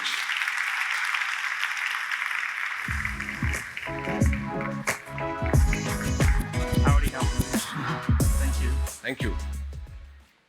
What a fascinating journey and amazing story. I love how you partnered with AWS to reshape and change the lives of passengers. In 2023, I saw a lot of companies really grappling with generative AI. They could see the potential, and they started experimenting. But it's really hard to take experimental proofs of concepts and move them into production. So we built services so you can make this leap. We are making it easy to build and scale generative AI apps customized for your data, your use cases, and your customers. We find it's helpful to think of our offerings as a stack. At the bottom layer is the infrastructure that you need to train models and to run them in production. The middle layer gives you access to the choice of models, as well as to the tools that you require to build and scale generative AI apps in the cloud. At the top layer, we have apps built using FMs and LLMs that allow you to quickly and easily take advantage of generative AI without the need for any specialized knowledge. So let's look at the bottom layer of the stack. With foundational models, there are two main types of workloads: training and inference. Training is what is required to build and improve foundational models by learning from large amounts of training data. Inference uses these models to generate output like text, media, images, and video. Now, many of you may not engage directly with building foundational models. Our deep investments in this layer enhance the capabilities and efficiency of services we provide at higher levels. For example, SageMaker, which makes it really easy to build and train models using tools and workflows for every step of the AI lifecycle. Now, coming back to these models, they consume a massive amount of compute power. So to make your GenAI use cases economical and feasible, we require that you are able to run your ML inference and training workloads on incredibly performant and cost-effective hardware that's purpose-built for AI. This includes the latest NVIDIA GPUs, like the H100. GPU-based EC2 instances are built on a performant foundation of AWS storage and networking, with a broad array of orchestration options and open source framework support. With EFA networking, you can provision up to an ultra cluster of up to 20,000 GPUs. That's 20,000 GPUs to support your largest workloads. And all these innovations come together to make AWS the best place to run GPUs in the cloud. And in fact, When NVIDIA wanted to build the world's fastest GPU-based supercomputer, they came to us. Project Seba is a collaboration between NVIDIA and AWS that'll feature over 20,000 Grace Blackwell 200 superchips and a fourth-generation EFA networking that provides up to 800 gigabits of network per superchip. Combined, it's capable of processing a massive 414 exaflops of AI. I'll say that again, 414 exaflops of AI. We've also built on our experience running AI workloads over the years to build our own custom silicon. Over the past 5 years, our investments in custom silicon have led to significant reductions in cost for both training and inference. AWS Trainium and AWS Inferentia chips can reduce your costs for training by up to 50% and your costs for inferencing by up to 40% compared to similar EC2 instances. And the benefits of AWS custom silicon go beyond cost and performance to sustainability, because they enable customers to reduce the amount of energy that they expend in order to run their workloads for training and inference. So now let's look at the middle layer of the stack. When customers start building with GenAI, they typically have a few questions. Which model should I use? How do I move quickly? How do I keep my data private and secure? And that's why we have invested in the middle layer of the stack. And that's why we built Bedrock, Amazon Bedrock, which I'm excited to say we launched in India earlier this year, this month. Bedrock is the easiest way to build and scale generative AI apps using FMs and LLMs. Customers in virtually every industry are using Amazon Bedrock to reimagine their user experiences, their product, and their processes to bring AI into the heart of their business. Amazon Bedrock is a fully managed service that offers a wide choice of foundational models from leading AI companies, including AI21 Labs, Anthropic, Cohere, Meta, Mistral AI, Stability AI, and Amazon itself, all via a single API. And this customer choice is important because we believe that no one foundational model will rule them all. We're still in the very early days of generative AI, and all these models continue to innovate at unprecedented speeds. That's why customers require the flexibility to choose different models at different times and for different use cases. And that's why Amazon Bedrock provides a model evaluation tool so customers can make informed choices. But no matter what model you use, we all require generative AI to be deployed in a safe, trustworthy, and responsible fashion. And that's our guiding star. The capabilities that make generative AI such a promising tool for innovation also introduce the potential for misuse. We want to unlock the full potential of generative AI while mitigating risks. A significant component of responsible AI is promoting communications between your customer and your application that are safe, without harmful output, and within your company guidelines. And that's why we released guardrails for Amazon Bedrock, which makes it really easy for you to implement safeguards in line with your company guidelines and your responsible AI policies. Now, another critical component to making sure that you can build generative AI apps that are unique to your business is your data. Data is your differentiator.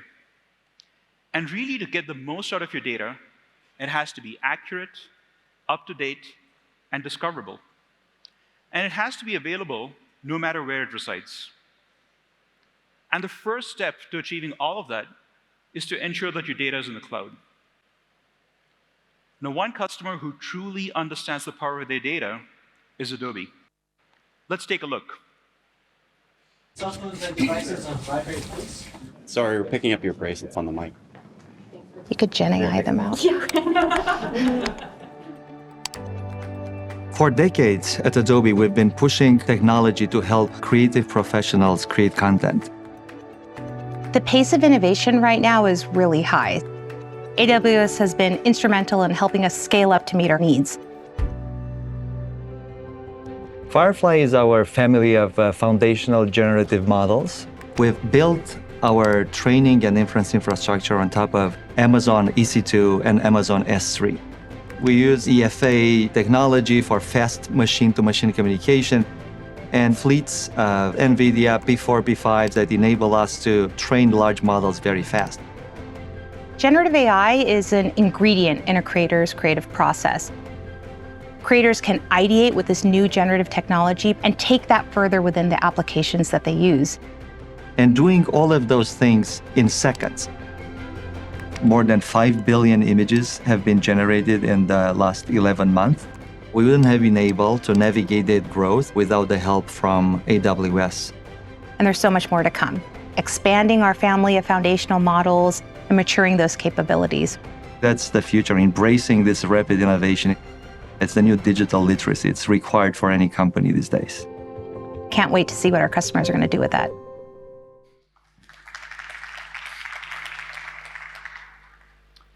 So I've spent a lot of time over the years helping customers with their digital transformations in the cloud. And the key to each of these transformations, it's always data. Every modern business is a data business. And now we're having the same conversation with these companies about how to use their data in generative AI. And across all types of use cases, what we found is that a strong data foundation includes an integrated and comprehensive set of services and tools to govern the data as it moves through the end-to-end workflow, which now includes generative AI. Think of generative AI applications as a new class of application that sits on top of your existing data foundation. And that means you want to plug in your existing data sources, like your S3 data lake or your operational databases, and you want to use data building blocks that you are already familiar with. That's your high-quality enterprise data to customize your AI. And Amazon Bedrock offers a complete set of capabilities to help you build generative AI applications using your data in a way that's relevant to your business. Capabilities like fine-tuning, retrieval augmented generation, and agents, which can execute tasks in your enterprise systems using your data sources. At today's summit, you can explore all these different methods, and a little while later, I'll show you a very easy way to implement RAG. At AWS, privacy and security is our top priority. It's in our DNA, and it's woven into our culture and into every service we build, including Amazon Bedrock. We will never use your data to train underlying models. And when you fine-tune models, we create private, secure containers that are accessible only to you. And we ensure the security of the transmission through the entire AI workflow through end-to-end data encryption. Amazon Bedrock even supports strict compliance like GDPR and HIPAA. With Bedrock, we're making generative AI accessible and straightforward to use. You can expect the same types of SDKs, APIs, and security features that you're accustomed to in all AWS services. Just like S3, RDS, or EC2, Amazon Bedrock has enterprise-grade security features that make it easy to secure your data. Core AWS security capabilities like identity and access management, CloudTrail logging, and data perimeters, they're all there. You've used AWS services to modernize enterprise systems and evolve them over the years. You can now use generative AI to have a similar transformative effect. Now, please join me in welcoming co-founder of M2P Fintech, Prabhu Rangarajan, to talk about how they're evolving banking and payment platforms. Prabhu, welcome.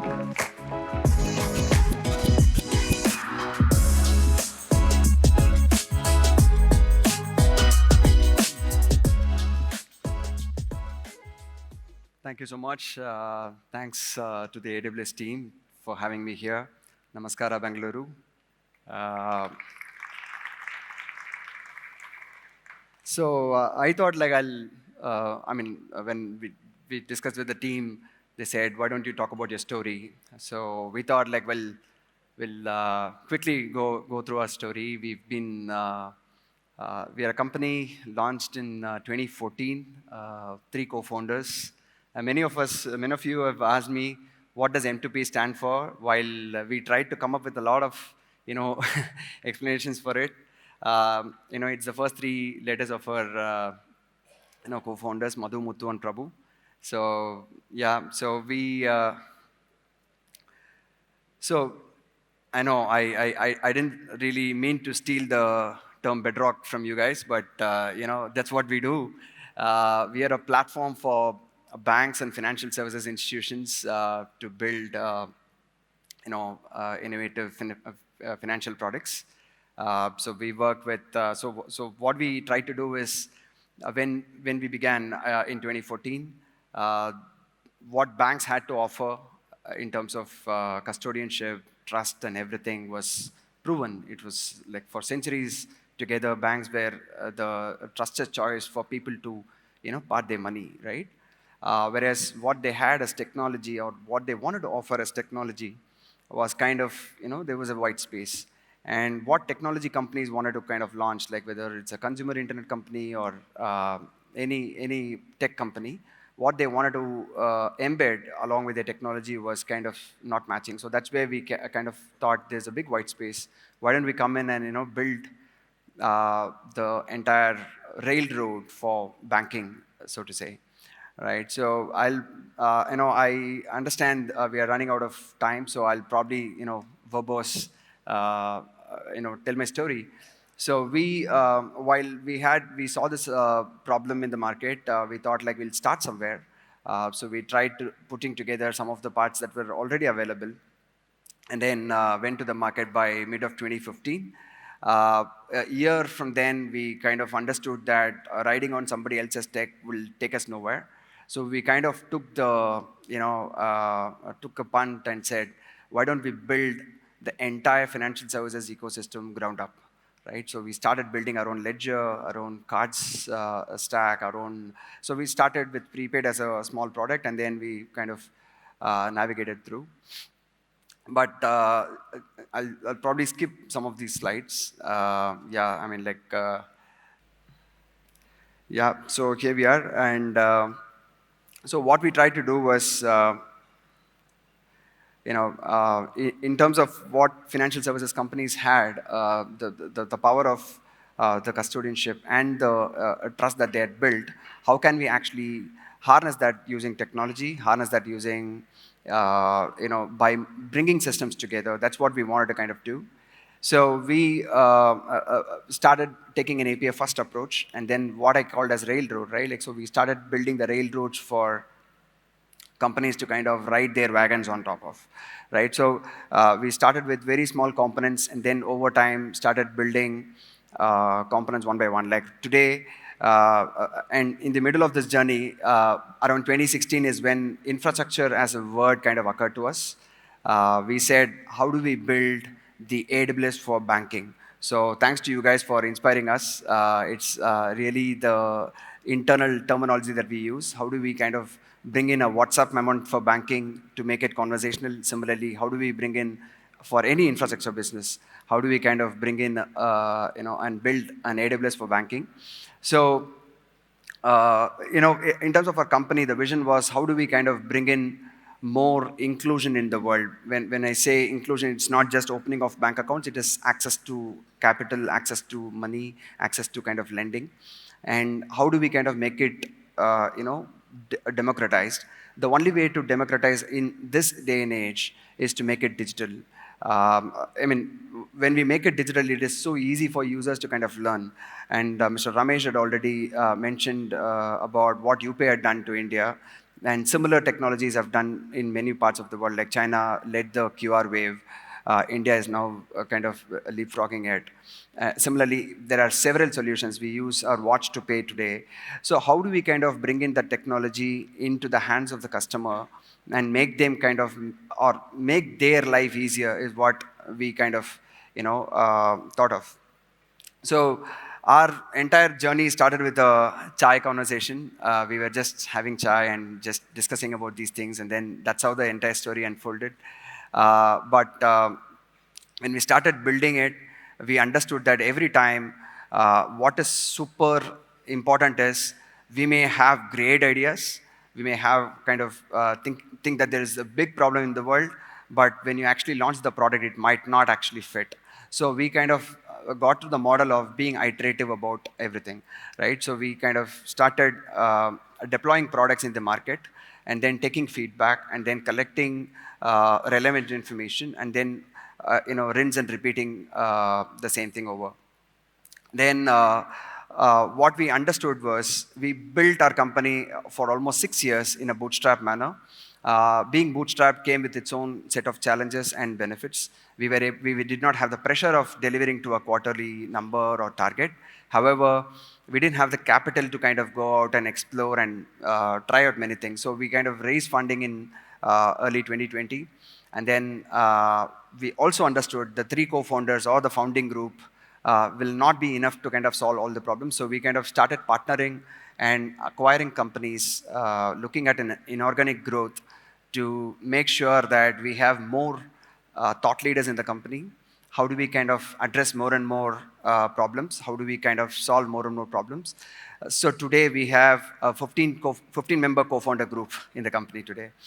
So in the last about 2.5 years, we've acquired over 8 companies, and we've also invested in a couple of companies.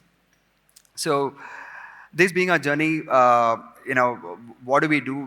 We work with, in India, almost India plus Middle East and Southeast Asia. This is our predominant market. We started in India. We thought whatever we do, we really should not be copying from the West or trying to bring in whatever has worked in the developed markets to India, because India has its own way. Like you see this, right? Like we have our own way of dressing, our own way of doing things. So we thought, how do we kind of build something that's super deep and important in India? And if it works in India, being a very, very price sensitive market, it can be exported to the outside world. Probably we'll have to add new flavors in every market, but we thought like we could make it work, right? Like, so that's what we did. For the first 5-6 years, we focused on India. We tried building core ledgers, core card management systems, debit, credit, prepaid, wallets, many digital platforms. And today we work with over 200 banks and financial institutions. We work with over 600 fintech companies. Most of the fintechs in India, relevant fintechs in India, use our platform in some form or shape. So this is, in fact, when Mr. Ramesh kind of mentioned about this, strategy, we were, in fact, mentioned as part of it. That is a part of the stack that, it's a strategy that every chief digital officer or chief technology officer in every bank wants to kind of do. How do we kind of digitize and hollow the core and make it even more combustible, right? Like, so that's what every CTO is trying to do. So I'll probably skip through quickly. So what we have most recently done is also acquired a company which is in the data, AI, and ML space. With that acquisition, we are now kind of able to dip into a lot of data patterns. Of course, all these are anonymized. We don't store personal data. We don't touch customers' money. We don't access any of the KYC information or PII information. With intelligence and decisioning and specifically with respect to the SMB and other segments, what is so important is like today you can actually go out to the street and buy a chai for a 10 rupees and pay you digitally, right? Like, but what change has been brought to their lives is they now have access to working capital. If they want to have or participate and get a 5,000 rupee loan, today it is possible. So that is what is democratizing access to credit, which I was talking about. So we are crossing over 5 million loans monthly using our NBFCs and the credit union partnerships that we have, of almost 25 million plus CASA and term deposits on a daily basis. And we also have a KYC stack using which we kind of power the Aadhaar authentication for almost 6 states in India. So that's almost 45 million Aadhaar authentications on a daily basis. So, I'll probably finish in a minute. So this is exactly what we want to do. We are a pro-partnership company. We want to kind of embed or coexist with other companies. How do we kind of make each and every journey useful for the end user, useful for the company that we are partnering with? That's our, kind of vision. We use a lot of, so thanks to AWS, we were able to innovate faster. We use a lot of AWS services. We, in fact, our production workloads are running across 7 regions out of, the several that they have. And, in fact, I jokingly tell my RM in AWS that you can use us as the lab rat. We are happy to kind of be experimented with. So, and these guys are like, known for their experimentation. So, so this is what is our, strategy, and how do we want to kind of take things forward. So we think, I'll probably finish here. We think data and AI, almost every gentleman who've already spoken had covered in depth about it. That's why I thought I'll talk about something else. But what I am trying to say is, overall, what we have seen so far is just a trailer, because with the advent of GenAI and users getting more access to transparent information which the company is processing for helping them kind of transact, it's going to get even more better, right? Like it's just every iteration, it is going to multiply in terms of its effectiveness. So yeah, we think there is a great opportunity for India, innovators from India. I think there's a great opportunity out there. Our technology or whatever we build here with a 900 million TAM with internet-enabled users, this is where you can test almost free of cost or almost at very, very low cost. You can export it. So I kind of invite all of you innovators to kind of, join hands and innovate for a better world and better future. Thank you so much for the opportunity.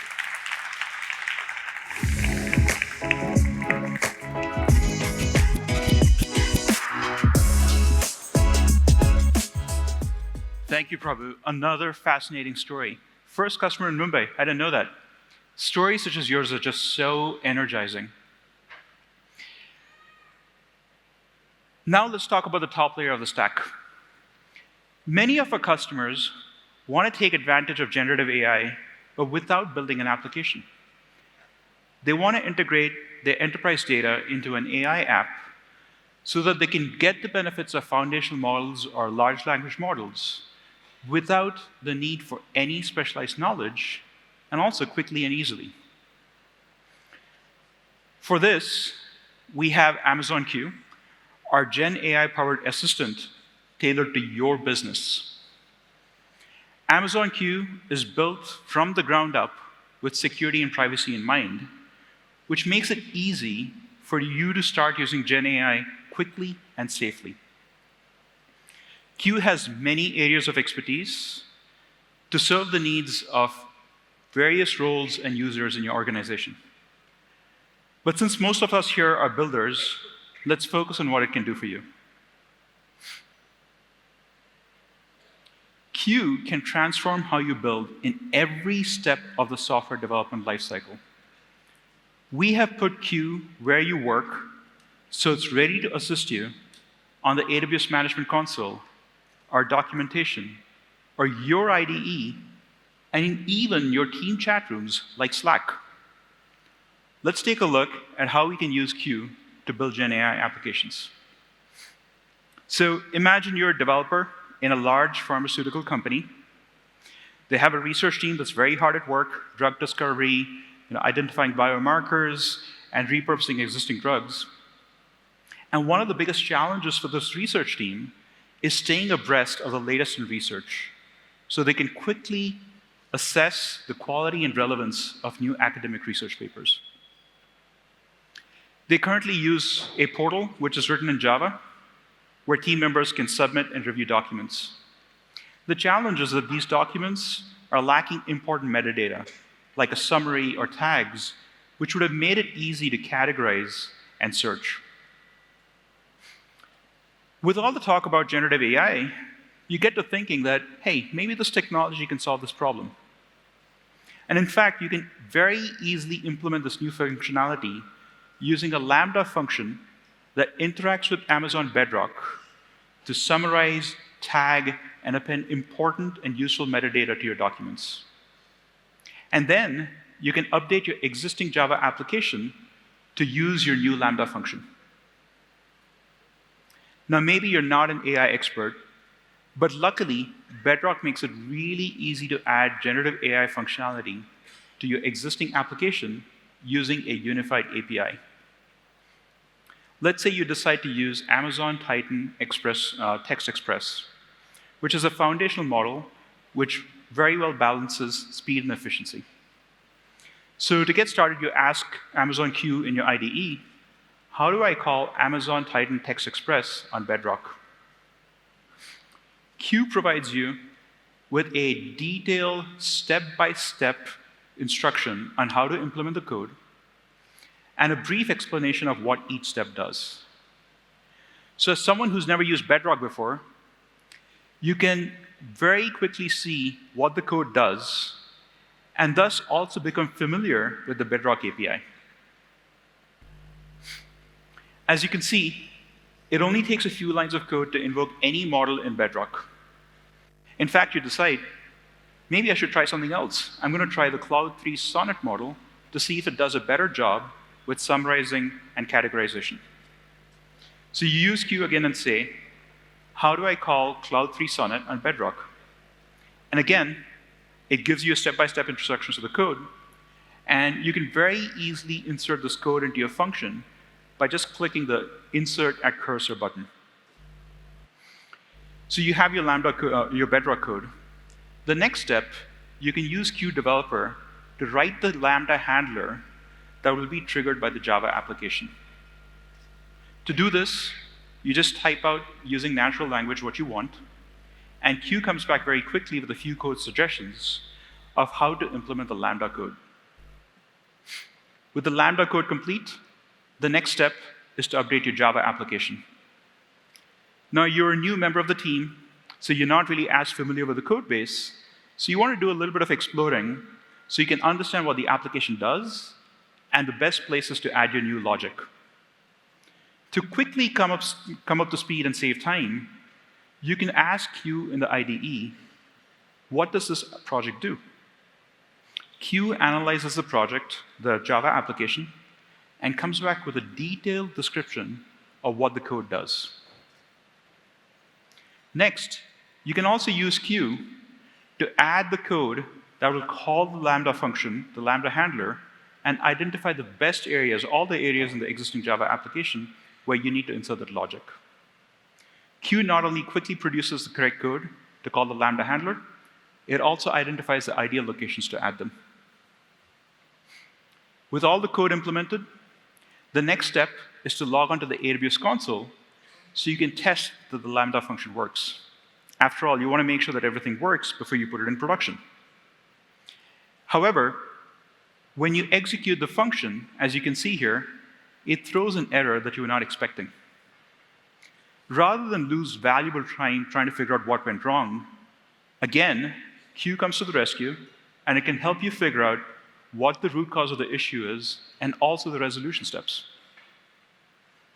And to do this, you just press on the Troubleshoot with Amazon Q button on your Amazon console, on your AWS management console. And in this case, it turns out the problem was missing permissions. Furthermore, you can even ask Q for the steps to resolve the problem. With all the issues fixed and the code deployment in production, the portal now provides better, richer metadata for your users so your research team can move quickly and efficiently, much faster than before. You could stop there, but why stop? You already have a lot of data in your document repository, and you can do even more for your research users, and you can build an even better portal. So the next step to leverage the data that you already have is to configure Amazon Bedrock with a knowledge base that is linked to the S3 bucket where you store your data for retrieval augmented generation. And what this does is that prompts to the Bedrock API also include relevant information from your repository. And so what your users see is much better, richer data through the repository.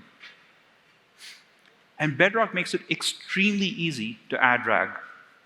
All you have to do is go back to Q and ask it to update the code, which calls the Lambda handler code, ask it to update the code for calling the Bedrock API. It simply adds a knowledge base to the Bedrock API call, so that in one combined call, you can both invoke the foundation model and link to the relevant information. So with just a few additional lines of code, you've been able to make your Java portal even better, and now your research team can get related papers from your vast document repository.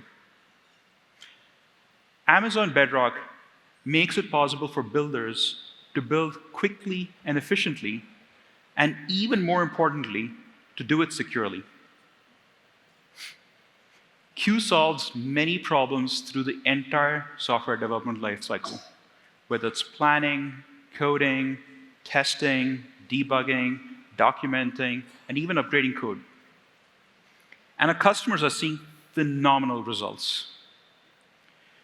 BT Group is using Amazon Q to generate 15 to 20 code suggestions per active user per day. It has generated 100,000 lines of code in the first 4 months of use, eliminating about 12% of all tedious, repetitive, and time-consuming tasks. That's 100,000 lines of code that BT Group's developers did not have to write, so they could focus on other things. But even with this significant productivity boost, we expect that the industry will require still more developers. And that's because companies are going to want more technology, not less.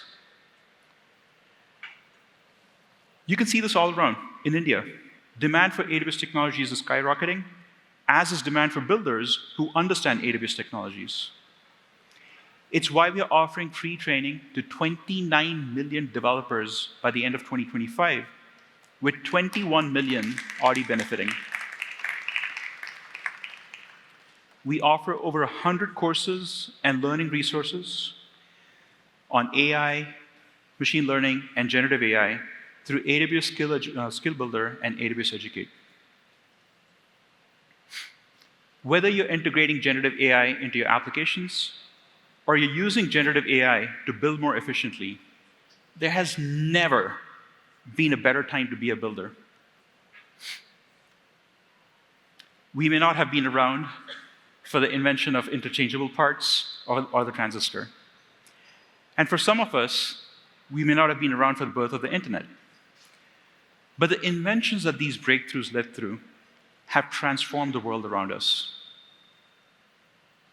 And I believe that that what you're inventing today and tomorrow can have a similar profound impact on the world around us, changing industries and changing people's lives. So while you're here at the summit, learning about the tools, the solutions, and partners here at AWS to build your next product and application experience, I want to leave you with one question. What magic will you build? Thank you. I hope to see you all around at the summit.